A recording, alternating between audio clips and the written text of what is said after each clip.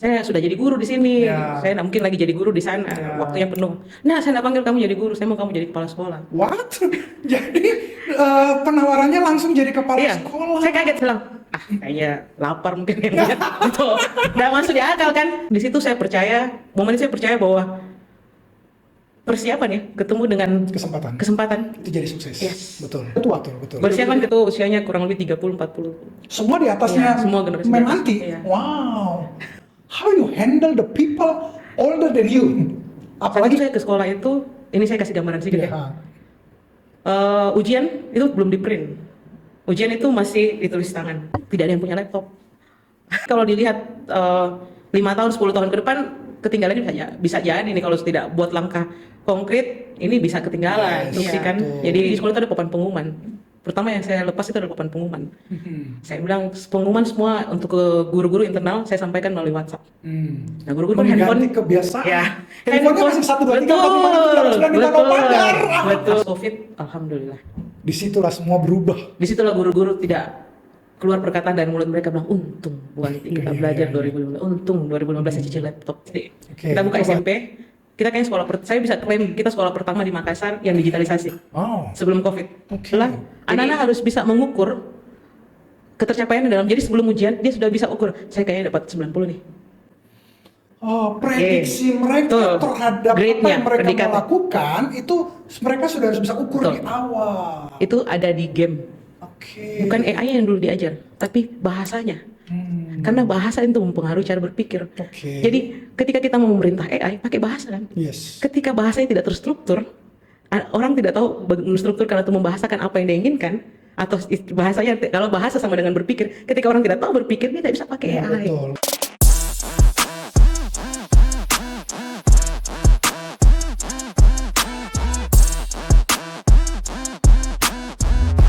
Halo sahabat Hendri Nugraha, jumpa lagi bersama dengan saya dalam program Bisa Bincang Dalam Lensa. Hari ini saya punya sahabat yang saya udah kenal cukup lama. Beliau adalah orang yang terdidik dan menjadi pendidik, bekerja di dunia pendidikan, dan dengan semua pengalaman yang beliau punya, hari ini beliau menyempatkan diri untuk mau sharing kepada teman-teman tentang bagaimana beliau memulai karirnya, bagaimana dalam usia yang sangat muda beliau sudah berhasil jadi kepala sekolah. Biasanya kan kalau kita bicara kepala sekolah itu udah yang tua-tua, rambut putih. Ini enggak loh, bocah. Kita mau bahas soal itu. Kita pengen dengar dari beliau bagaimana beliau memulai karirnya sampai hari ini beliau bisa membawa sekolah yang beliau tangani menjadi sekolah yang sangat diperhitungkan dan punya prestasi-prestasi yang sangat luar biasa. Beliau adalah Ibu Varianti Kadiaman atau biasa dipanggil Mem Anti. Halo Mem Anti, Hai, apa Pak kabar? Endro. Baik-baik, dahsyat luar biasa. Dahsyat luar biasa. Thanks for coming ya, sudah mau datang menyempatkan diri, mau berbagi dengan teman-teman, dan sebentar kita akan ngobrol banyak tentang apa saja perjalanan hidup Mem Anti sampai hari ini bisa dari seorang bocah jadi kepala sekolah sampai hari ini sudah berapa puluh tahun jadi pendidik. Sebentar kita akan bahas itu. Mem Anti, umur berapa jadi guru? Jadi guru umur 25 kok. 25? Kenapa jadi guru? Orang banyak berpikir guru itu susah, nggak ada duit. Jangan lihat hari ini ya, lihat yang berapa puluh tahun yang lalu kan. Itu kan rasanya aduh jadi guru itu kayak itu pengharapan paling terakhir untuk hidup. Terpaksa ya. Terpaksa. Padahal saya tahu Mem Anti ini dulu kan basicnya orang IT. Iya, benar. Kenapa mau masuk ke dunia pendidikan? Perjalanannya panjang sebenarnya. Hanya saya persingkat saja. SMA itu saya sebenarnya dapat beasiswa untuk jadi guru di salah satu universitas yang cukup besar di Jakarta. Tapi saya mikir sama, loh jadi guru, kayaknya nggak ada guru yang kaya deh. Beda ada guru yang dalam artian tidak pernah ada kepikiran bahwa akan jadi guru atau masuk dalam dunia pendidikan. Akhirnya saya skip saat itu, saya masuk. Padahal udah dapat beasiswa. Iya, dapat beasiswa. Karena universitas itu cukup besar, baru buka dan mencari memang ke semua SMA. Dan akhirnya saya skip. Saya sukanya IT, Jadi saya sering bergelut dalam dunia IT dan sebagainya. Akhirnya saya mau kuliah, dibiayai sama orang tua untuk kuliah, tapi karena nakal saya sempat keluar lagi. Oh, sempat nakal. Iya. Oh, tipe begini nakal. Sempat keluar lagi karena boring rasanya. Jadi Iya, orangnya iya. suka yang Punya tantangan ya baru karena IT gitu. ya. Ah. Jadi saat itu IT sempat orang tua berpikir, aduh anak perempuan dengan buka casing laptop atau buka komputer, terus di tas itu apa biasa saya bawa obeng bunga, obeng flat. Karena kan kalau buka dulu Padahal kan biasanya kalau wanita tuh baunya lipstick gitu, Iya, skincare, ini saya baunya waktu itu, obeng ya. iya, jadi saya itu hari buka jasa untuk perbaiki komputer itu 150 tahun 2012 kalau nggak salah, 150.000 itu garansi seumur hidup. 120.000, 50.000 150.000 garansi seumur hidup. Ya, kayak kalau rusak itu saya datang gratis. Wah. Tapi siapa yang tahu bahwa 3 tahun orang sudah beli komputer baru kan? Betul. Iya, tidak ada perusahaan yang mempertahankan, semua pasti susut. Tapi kan kedengarannya ini. Ya, Nah, jadi akhirnya secara marketing itu iya, bagus. tapi seiring waktu berjalan kita butuh ya semakin dewasa lah. Ya. Ya, bocah ini semakin dewasa, butuh pemasukan yang Lebih tiap bulan konsisten. lebih konsisten. Akhirnya masuk ke saya kerja di restoran, Oke. bagian IT, dan akhirnya restorannya long story terus restorannya harus tutup dan kita dikirim ke satu tempat, tapi saya tidak setuju penempatan di tempat tersebut. Oke. Saya akhirnya ada teman, ada mau jadi guru enggak? Guru apa? Guru komputer. Oh, oke. Ada koneksi lah, saya Oke. senang lah ajar apa yang saya bisa. Jadi setelah saya masuk jadi guru komputer, baru 6 bulan kayak mengajar, ada teman yang harus pergi Ya. pelayanan, jadi pelayanan gereja lah kurang lebih. Dia bilang tolong gantikan saya. Aha. Jadi saya bilang oh ya sudah, siapa yang kamu ajar? Kelas kecil, kelas 1, 2, 3. Oh ya sudahlah, harusnya bisa. Anak-anak lah.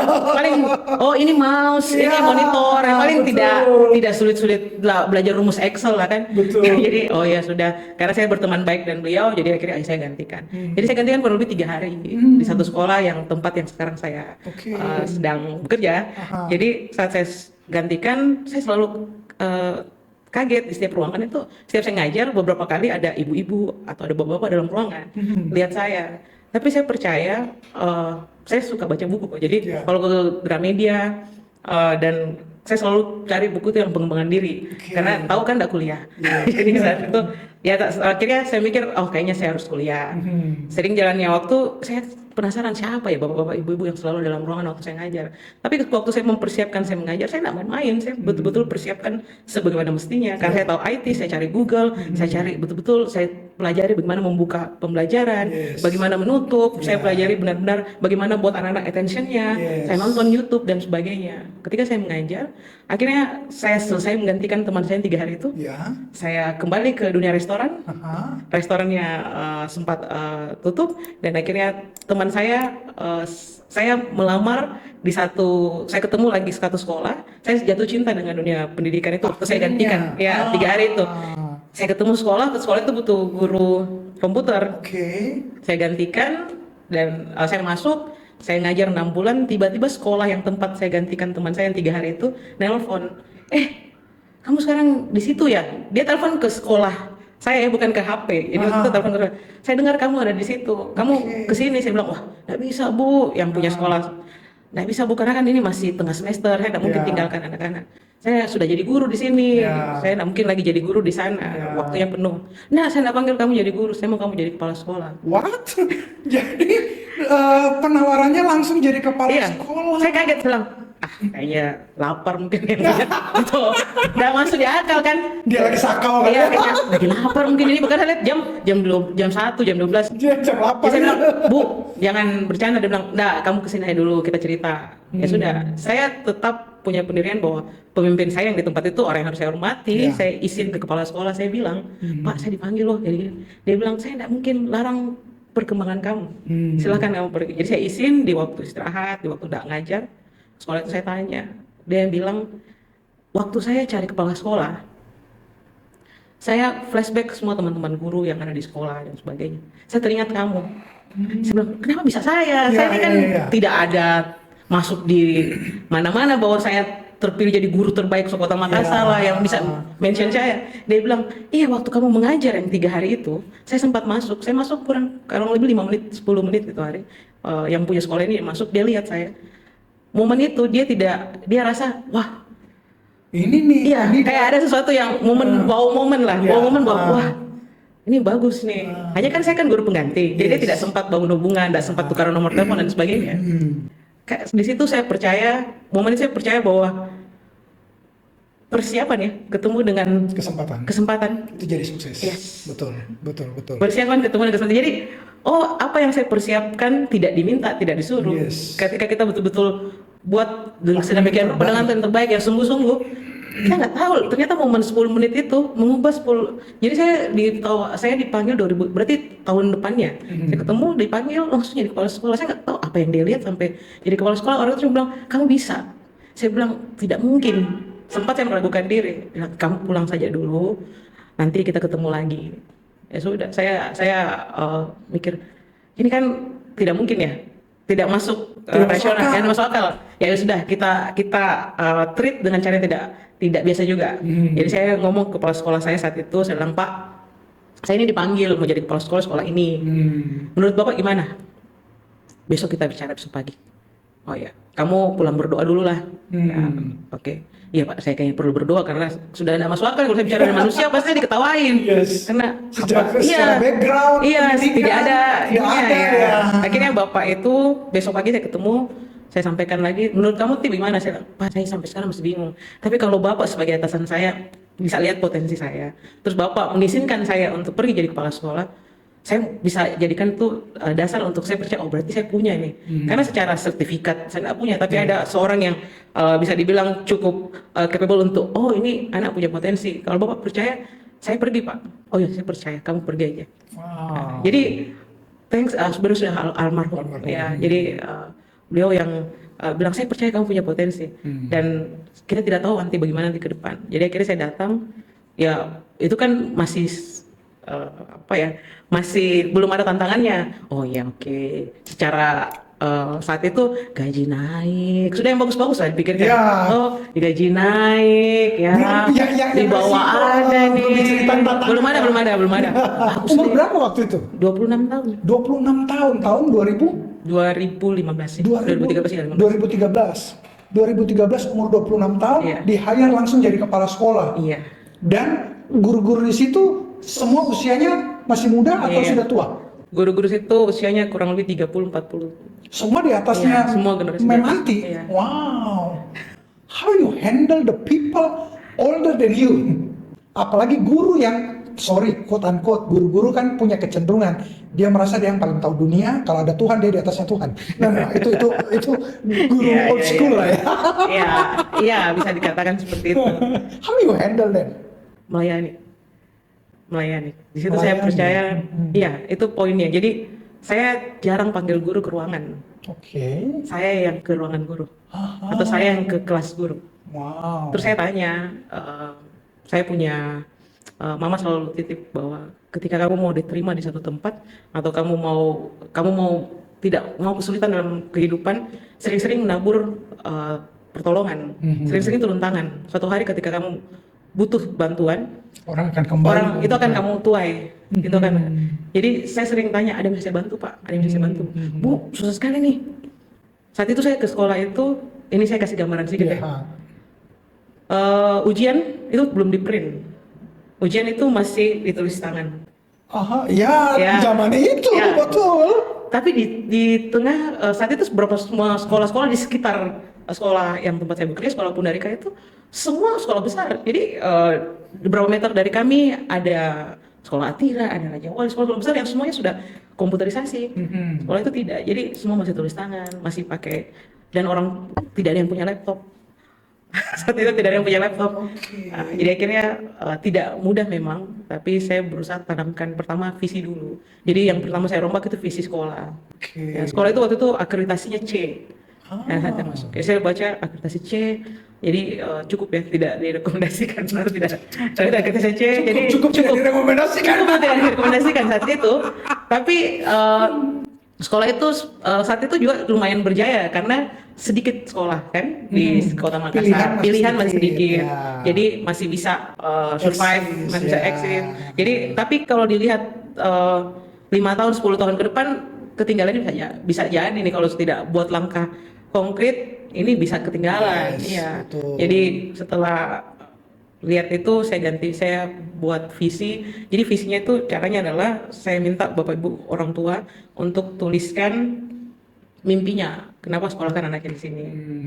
Setelah dikumpulkan, saya minta guru-guru lagi mau jadi apa anak-anak yang kita ajar. Dari situ kita ambil benang merahnya. Betul. Semua sepakat bahwa yang penting adalah karakter, bukan hanya pintar matematika. Yes. Itu yang pertama. Setelah itu baru akademi. Setelah itu kita buat visinya yang sama-sama. Jadi sempat saya tanya Bapak Ibu guru, ini visi yang terpampang ini, yang di depan ini visi siapa? Nggak tahu Bu, ditulis-tulis saya begitu. Nah, akhirnya setelah kita buat visi bersama, kita tempel bukan sekedar tempelan karena kan duduk bersama. Yes. Jadi saya bilang visi itu mimpi. Itu mimpi kita bersama. Betul. Jadi setiap mereka buat, saya bilang setiap bikin pembelajaran, setiap mengajar, pembelajaran kayak gimana nih? Pembelajaran yang seperti mimpi yang kita mau capai ini. Jadi orang tua pun juga punya bahwa oh sekolah ini mendengar apa yang kita tidak bukan transaksi saja yang terjadi di sekolah. Bukan cuma minta duit aja. Iya, bukan transaksi saja atau sekedarnya, tapi oh iya. Betul. Sebenarnya itu guru-guru tidak terlalu sulit sih untuk saya pimpin karena mereka berusaha untuk mencapai mimpinya sendiri juga. Ini ya kan? Ya. Mem, ke 2013 ya waktu itu ya. Nah, zaman itu seperti yang tadi diceritakan, tidak sekolah yang dipimpin adalah sekolah yang belum computerized. Oke. Nah, bagaimana mentransformasi guru-guru yang tadinya semua harus tulis tangan, mulai belajar pelan-pelan bikin di laptop, bikin PowerPoint, bikin segala sesuatu yang ya apalagi untuk anak-anak kan harus menarik, harus bisa eye catching, ear catching dan lain sebagainya. How you transform them? Pemerintah itu untuk dunia pendidikan 20% APBN itu diberikan kepada dunia pendidikan. Jadi setiap kita jadi guru di Indonesia itu terima gaji dari yayasan, terima gaji juga dari pemerintah. Oh begitu. Ya jadi double ini rekeningnya sebenarnya. Walaupun kecil, Ya, tapi double. kalau sekarang di pemerintahan yang baru ini setiap bulan kurang lebih 2 jutaan lah. Tunjangannya. Itu di luar dari gaji yang dari swasta ya. Jadi itu dari pemerintah saja. Jadi waktu saat itu masih kurang lebih 1,5. Tapi kan saat itu biaya hidup kan masih di bawah dari sekarang ya. Saya sampaikan ke guru-guru, memang disitulah saat yang paling banyak tantangannya. Karena saya langsung instruksikan, jadi di sekolah itu ada papan pengumuman. Pertama yang saya lepas itu adalah papan pengumuman. Saya bilang pengumuman semua untuk ke guru-guru internal saya sampaikan melalui WhatsApp. Nah guru-guru kan handphone kebiasaan. Ya, handphone masih 1, 2, 3, 4, 5, 6, 7, 8, 9, 10. Betul. Jadi kalau tidak punya handphone yang itu tidak bisa dapat informasi dari kepala sekolah. Iya. Kaget. Tapi kan tunjangan profesi itu kok, itu namanya tunjangan profesi. Tunjangan profesi itu dipakai bukan untuk kepentingan guru. Tunjangan profesi itu bukan untuk mensejahterakan guru, tapi mengupgrade dirinya menjadi profesional. Makanya namanya tunjangan profesi. Jadi harusnya itu dipakai untuk buat dia lebih profesional dari tahun ke tahunnya. Untuk upgrading Betul. diri. Jadi ada malah beli baju baru. Banyaknya banyak disalahartikan bahwa itu untuk mensejahterakan, padahal bukan. Itu untuk membuat mereka menjadi nilai tambahnya. Jadi bagaimana caranya dijelaskan itu ya? Pasti otomatis kalau saya jelaskan bahwa itu harusnya dipakai gini, itu pasti jadi. Nah, jadi saya pertama saya papan dulu, papan pengumuman saya lepas. Nggak ada pengumuman. Jadi mulailah guru-guru yang handphonenya sudah ada WhatsApp mulai dapat informasi, yang tidak ada mulai cari cara supaya dapat informasi. 2-3 bulan saya tidak tunggu waktu lama, 3 bulan kemudian saya sampaikan bahwa semua guru harus punya laptop. Bu, kita nggak punya duit, Bu. Ibu mau biayain, mau beliin. Kan biasa gitu Ya, tapi responnya. memang begitu. Memang begitu. Begitu responnya. Ya, jadi, Bu, uang dari mana? Gaji. Tapi kan dari yayasan bilang, tidak bisa kenaikan gaji secara terlalu tinggi untuk. Saya sampaikan saja mau beli laptop. Saya sudah ukur tantangannya, kemungkinan yang terjadi. Pertama saya pasti dapat marah. Tapi saya belum tahu kalau selain dapat marah saya dapat apa ya? Iya. Mentok-mentok dipecat lah ya. Iya, saya dapat apa ya? Tapi karena saya tidak nothing tulus, saya mikir, saya belum tahu. Coba dulu. Setelah saya coba, pertama, babi dari 12 guru, 3 punya laptop. Oh, mulai. Setelah itu, karena 3 punya laptop, saya mulai memuji di depan umum. Wah, bagus nih hasilnya gini. Wah, satu lagi tidak mau kalah. Jadi bagusnya dari generasi baby boomers itu mereka daya juang tinggi. Yes. Daya juangnya luar Itu biasa. yang tidak dipunyai anak Itu hari yang ini. generasi sekarang harus Betul. banyak belajar. Daya juangnya tinggi. Jadi mereka, saya yang bilang ada satu kalau tidak salah kok ini ya, yang bilang kalau tidak mau berubah pilihannya cuma mati. Pilih Change or dibina atau die. dibinasakan, Iya. ya, change Jadi or die. iya, change or die. Jadi yuk kita harus berjuang sama-sama untuk capai mimpi itu. Karena kita sudah ada bikin visi. Kita mau mempersiapkan anak didik untuk masa depan. Di masa depan ada itu digitalisasi. Yes, Kita sudah harus punya dari sekarang. Jadi kalau mau bawa anak-anak di masa depan, gurunya dulu jalan-jalan ke masa depan. Lihat dulu masa depan kayak gimana, pulang baru persiapan. Di masa depan tuh ada ini. Itu 2015. Yes. Tidak terasa 2020 tiba-tiba COVID. Iya. Dan everybody should use electronic. 2015 baru belajar Word. Tiba-tiba 2020. Dengan 11 jari ya. Oh iya iya iya. 11 jari. Kita harus 10 jari, 11 jari. Tiba-tiba 2018 saya bilang terlalu lama perjalanan. Harus bikin sekolah selanjutnya dari SD. Oke. Kita buka SMP. Kita kayaknya saya bisa klaim kita sekolah pertama di Makassar yang digitalisasi Oh. sebelum COVID. Oke. Jadi kalau ke sekolah anak-anak harus bawa laptop. Dipaksakan anak-anak Iya. bawa laptop. 2018 ide itu kita sudah launching ke orang tua. Jadi orang tua kan kalau sudah kelas 5 kita sudah sounding ada SMP nanti nih. Tapi SMP-nya digital. Mau daftar enggak? Lebih cepat daftar ada buat harga segini. Iya, Jadi betul. tapi kan saya sudah mikir wah gurunya sudah harus dari Upgrade. sebelumnya sudah harus di-upgrade. Betul. Tapi seiring berjalannya waktu kita sudah mulai upgrade, kita sudah ajar. 2018 saya sudah ngajar guru kok Zoom, Google Meet. Saya sudah bersurat ke Google. Jadi Google itu punya paket Google for Education. Oke, Ya, betul. dia bisa bantu untuk sekolah-sekolah di Afrika atau di mana. Indonesia kan sekolah saya kan kecil, nggak besar-besar amat, jadi nggak terlalu terkenal amat. Jadi untuk Google boleh lah untuk bantu kami. Jadi saya sudah bermohon itu. Saya buat, terus saya bermohon. Sebelum pandemi kami sudah dikasih kuota kalau tidak salah saat itu 100 tera kah kalau tidak salah ya. 1 tera atau 100 tera Per satu sekolah. per satu sekolah. Oke. Dibuat semua emailnya dan sebagainya, saya ajar gurunya. Terbuka lah SMP-nya 2019 ya, pertengahan Maret kalau tidak salah itu COVID 2019. Tapi di anak-anak karena kita sudah kasih tahu dari kelas 5 itu anak-anak sudah bawa handphone ke sekolah. Sudah mulai ujian tidak pakai kertas. Oke. Sebelum pandemi. Gurunya sudah mulai saya kasih simulasi bagaimana periksa ujian tidak pakai kertas. Nah, Pas COVID, alhamdulillah. disitulah semua berubah. Disitulah guru-guru tidak keluar perkataan dari mulut mereka bilang untung Bu Anti kita belajar 2015, untung 2015 saya cicil laptop. Ya, Coba tidak. coba tidak. Nggak ngajar dia. Untung, betul. untung 2000 ini Bu Anti paksa kami ke sekolah. Karena waktu saya paksa guru, jadi saya bikin kelas kok. Setiap Jumat itu kelas belajar, namanya kelas belajar guru. Iya. Guru wajib hadir. Mhm. Kita mau ngajar les, kita mau acara keluarga, tapi kan harus bayar harga 2 jam ya. Iya. 2 jam, jadi kami pulang sekolah jam 12, tunggu yang sholat jam 1 mulai, jam 3 baru pulang. Oke. Itu sudah menggerutu sampai belajar. Menggerutu, aduh susahnya, dikasih lagi nih, klik yang mana, Ya, kenapa nih ya. klik yang gini ya, itu hebat. Jadi kalau saya ingat sekarang saya kayak amazed Ketawa. juga. Iya, saya amazed juga, oh lo bisa ya. Dengan ada yang, Bu tidak datang ya, saya mau urus anak saya begini, Bu suami saya begini. Saya cuma oke. Tapi tugas tetap ada ya. Ya saya kasih tugas di Google Classroom. Ya, Guru-guru ya, itu ya. seperti anak murid, jadi saya kasih Yes. tugas di Google Classroom dan sebagainya. Sering berjalannya waktu, akhirnya Wow. thanks to God 2019 mereka bisa jalani dengan semua. Kita kan di lockdown harus di rumah masing-masing. Betul. Kita dapat bantuan dari pemerintah, bantuan operasional sekolah. Guru-guru saya tinggal belikan Kuota. kuota pembelajaran ya. Tetap jalan. Memanti, ngajar anak sekarang, Gen Alpha, yang hidupnya mereka di gadget, hidupnya mereka di elektronik dan lain sebagainya, dengan tingkat fokus yang pendek sekali. Ya, 10 Kalau- menit kan. 10 Kalau menit.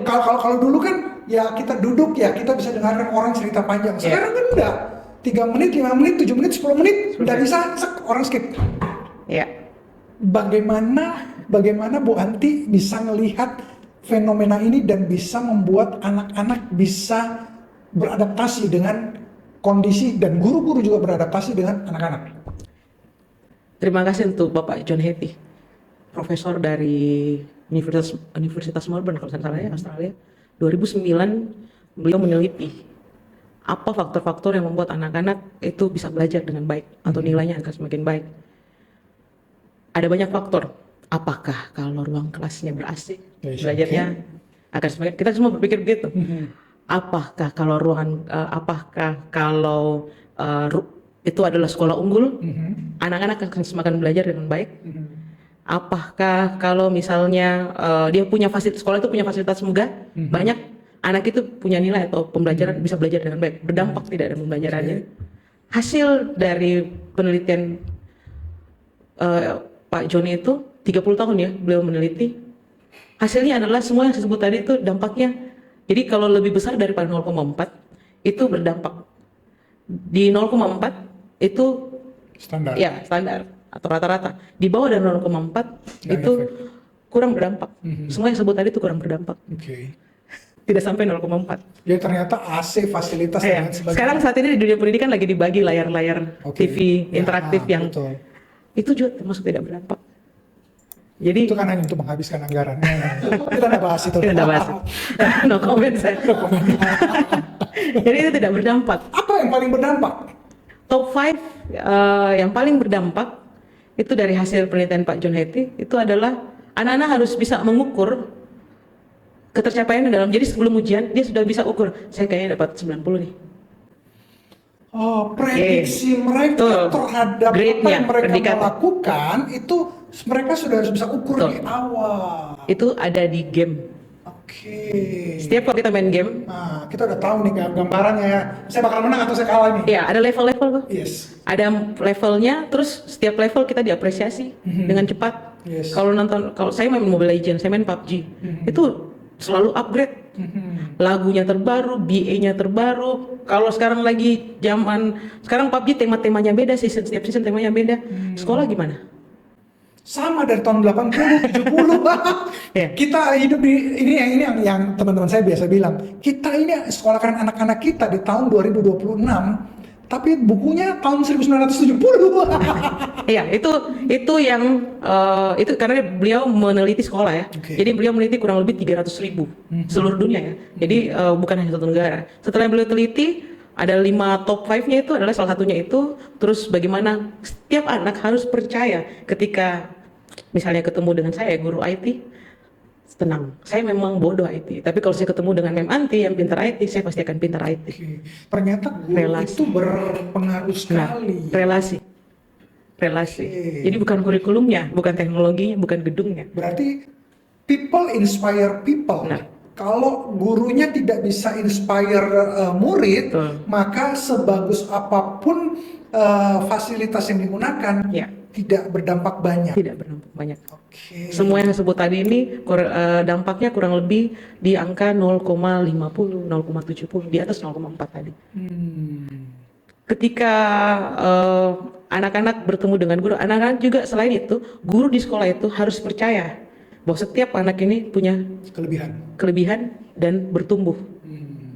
Jadi kalau satu saja ada pesimis, kalau anak sekarang bilang toksik ya. Ya. Kalau ada yang pesimis, tidak boleh, itu mempengaruhi. Nah, jadi kalau semua guru percaya bahwa anak ini lagi bertumbuh, mungkin ada hambatannya, ayo kita cari apa hambatannya. Itu dari sisi anak. Sekarang dari sisi gurunya. Guru sekarang oke lah, masih banyak yang usia baby boomers sudah selesai lah. Iya. Mereka udah Iya. pensiun kan ya. Tetapi yang milenial kan banyak. Tapi kan yang masuk ini kan sekarang Gen Z. Yang sedikit-sedikit anxiety lah, sedikit-sedikit saya punya lingkungan toksik, mau minta healing sering-sering, habis itu hilang. Oke. Bagaimana seorang Mem Anti bisa membuat guru-guru khususnya yang Gen Z yang pinter teknologi, tetapi kan kadang-kadang jujur li attitude jelek. Ya. Ya, tidak semua, Tidak tapi semua. ya Tidak semua. banyak yang seperti itu. Iya. How you transform them?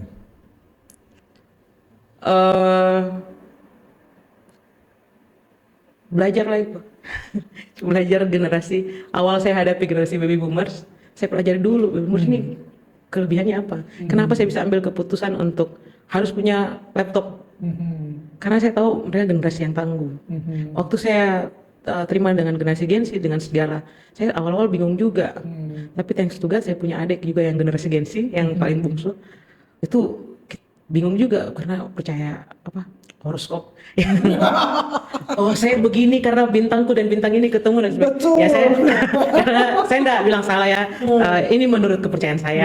Ya. Saya bilang aduh nggak masuk akal. Tapi saya berusaha mempelajari itu. Yes. Kenapa hanya untuk bisa duduk makan siang dan bisa berbicara? Ketika saya menyediakan waktu untuk makan siang bersama, saya selalu punya schedule satu hari saya harus ketemu dengan satu orang makan siang 5 menit. Hanya untuk bangun. Saya percaya yang John Hattie sudah teliti itu, relasi. Jadi guru dengan murid relasinya kan cukup gapnya jauh sekali. Yes, betul. Sebenarnya Apalagi yang zaman dulu, benar guru nggak? tidak pernah salah. Ya. Kalau dia salah kembali ke pasal 1. Kalau saya milenial dan Gen Z harusnya nggak terlalu jauh lah. Harusnya saya bisa. Jadi saya yang harus duduk dan mulai memahami. Yes. Ketika saya duduk, oh karena Gen Z butuh sesuatu yang bukan di dunia kerja. Mereka butuh healing dan sebagainya. Yuk main Jadi badminton. bareng, Main badminton bu, iya, main bulu tangkis. Saya pembiayai nanti sekolah yang biayai. Kita bikin hari Rabu tuh bulu tangkis bareng-bareng semua, dibiayai sama perusahaan.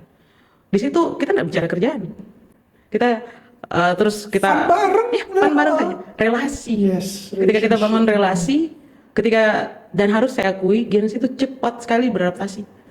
Betul. AI sekarang orang masih belajar ChatGPT, sekarang Mereka Cloud. dunianya di sini. ya sekarang ChatGPT sudah kita jarang pakai. Di sekolah ini kami sudah pakai, guru-guru mempersiapkan segala satunya sudah pakai bukan ChatGPT lagi, sudah sistem cloud. Jadi untuk mempersiapkan waktu terakhir lah penamatan, kita sudah bisa lihat anak-anak yang jadi dokter 20 tahun ke depan kan lewat Ya, layar. cloud, ya. Ya, itu pakai sistem ada AI ini, ada ini mereka buat. Hanya karena saya duduk kasih inspirasi, atau menyediakan waktu lebih saja di luar daripada jam kerja, relasi itu dibangun, akhirnya ketika mau mengarahkan tidak begitu sulit. Betul. Dan kadang ide itu lebih banyak muncul dari mereka. Betul. Ya, jadi saya investasinya waktu. Walaupun saya tidak mengerti, kadang apa harus kadang kalau generasi Gen Z kan bicaranya ada konser BTS, anggota BTS ini apa? Aduh saya nggak ngerti lagi. K-pop ini saya nggak ngerti lagi. Saya kalau Westlife mungkin saya ngerti ya. Kepala umur ya. Iya, atau Bon Jovi saya mungkin ngerti karena saya belajar main gitar ya. Saya ngerti kalau K-pop yang kayak gini. Tapi saya di situ aja hadir. Hadir dan bagus kok ini TikTok mereka masih mau tag. Kan dulu kan tag Facebook, Instagram lah sekarang. Kalau mereka sudah di TikTok, ya saya bikin TikTok. Saya nggak ngerti nanti kalau saya bikin TikTok, saya harus pelajari akhirnya. Apalagi hari ini mereka udah goyang kucing. Dan akhirnya jadi sekarang mereka bikin, Bu, kita ada yang seperti ini Bu, gerakan gini. Oh ya, saya rasa keuntungan kerugiannya ada kok. Ya itu bisa ditoleransi. Jadi ayo dengan itu ternyata setelah saya spend lebih mudah Karena ada relationship di ya relasi. Betul. Saya belajar dari John Hattie itu tadi. Betul. Memanti, sebagai penutup, bagaimana Memanti melihat dunia pendidikan di masa yang akan datang?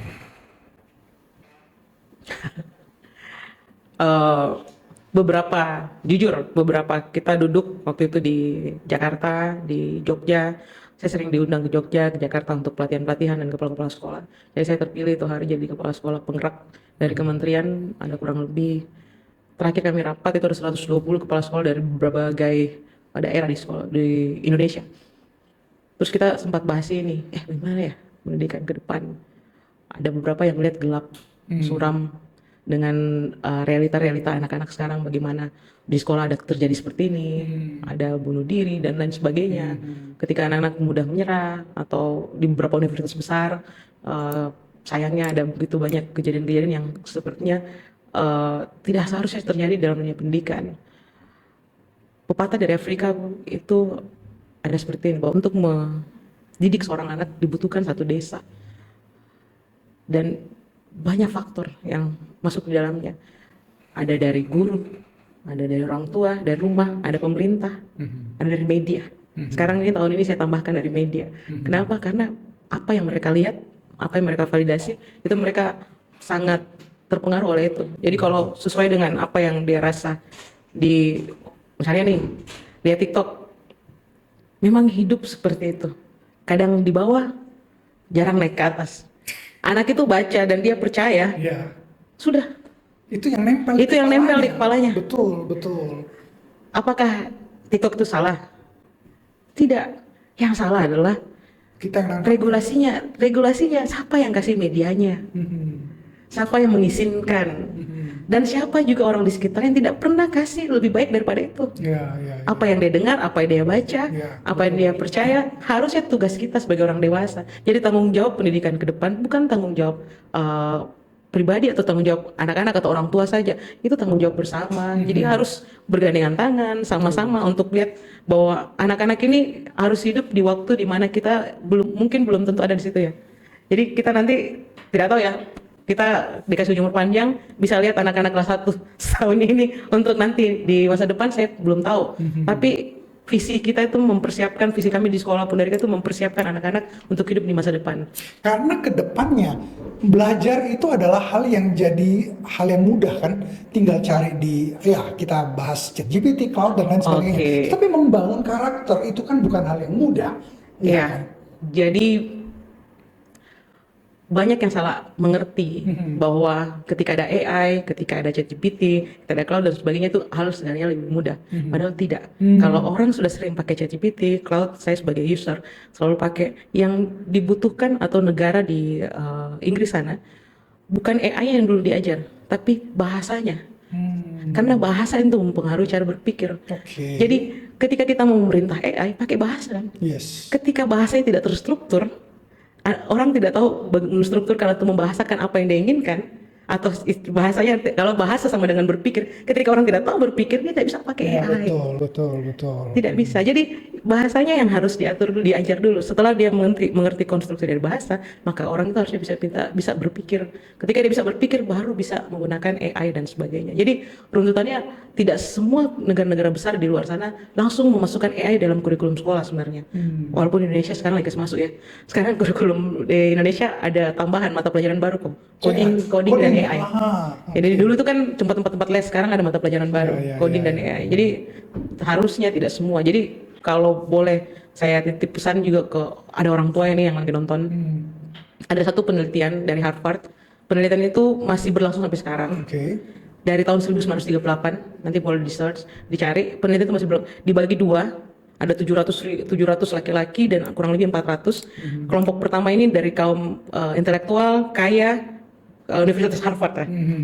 Di kelompok kedua ini dari kaum yang miskin, kurang ini, dan akhirnya mereka sekarang, kalau ini tahun 1938 mereka sudah tua kan sekarang, sudah punya anak cucu. Harvard masih teliti sampai sekarang kok, boleh dicari. Setelah diteliti, ada yang sukses dari kaum ini, dan ada sukses juga dari kaum kelompok pertama dan kelompok kedua ada yang sukses. Dicari tahu korelasinya apa sih yang bikin mereka sukses.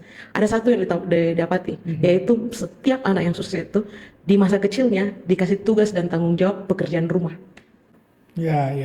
Saya sempat baca penelitian itu. Tugas dan tanggung jawab pekerjaan rumah. Nah ini bagian orang tua. Tugas dan tanggung jawab pekerjaan rumah membuat anak-anak mengerti bahwa dia bukan hidup dengan dirinya sendiri, tidak di kamar dengan gadgetnya. Dia adalah bagian dari ekosistem yang harus cuci piringnya habis makan. Problemnya sekarang semua dilengkapi dengan babysitter, asisten rumah tangga. Itu yang merusak sebenarnya. Ini yang merusak. Jadi peran orang tua mempersiapkan anak-anak itu dengan cara tidak mengambil kesempatan untuk mempermudah. Jadi biarkan dia menyelesaikan tanggung jawab untuk dia dirinya belajar sendiri. Struggle supaya dia menemukan how to survive. Dia harus belajar empati, dia harus belajar hidup dalam ekosistem, dia harus cari manfaat. Makanya sekolah-sekolah sekarang bukan ujian lagi satu-satunya. Harusnya sekolah-sekolah sekarang punya proyek. Dari proyek ini kita dapat loh helm yang bisa melindungi tapi ada sunscreen-nya, proteksi sunscreen. Jadi itu proyek-proyek seperti itu. Kenapa? Karena dengan mereka bikin proyek, mereka punya kemampuan untuk bisa bermanfaat bagi ekosistem masyarakatnya. Kalau mereka mau belajar tentang masyarakat, kalau di bagian rumah saya mereka tidak merasa dari satu ekosistem. Betul. Iya. Jadi kalau segala sesuatunya harus dipenuhi dari rumah, itu pasti anak-anak kesulitan. Iya. Apalagi pulang rumah, semua buku diaturkan, baju diberesin, kos kaki, celana dalam, semua pembantu yang beresin.